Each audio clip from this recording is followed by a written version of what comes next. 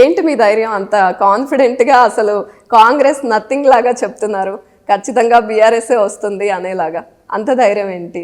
ఏంటి మీ స్ట్రెంత్? ఖచ్చితంగా అంటే కేసీఆర్ గారు, కేటీఆర్ గారు అయితే డెవలప్మెంట్ చేశారు హైదరాబాద్ సిటీని. మనమే చూస్తున్నాం, మన కళ్ళ ముందే. ఒక 5 years బ్యాక్ ఎట్లా ఉండే, ఇప్పుడు ఎట్లా ఉంది. ఒక హైటెక్ సిటీ కానీ, ఇక్కడ ఫ్లైఓవర్స్ కానీ, ఒక అంటే ఇంటింటి నల్లా కనెక్షన్ మీరు ఒకటి తీసుకోండి. 24 hours పవర్ ఇంతకుముందు ఎప్పుడు కూడా లేదు.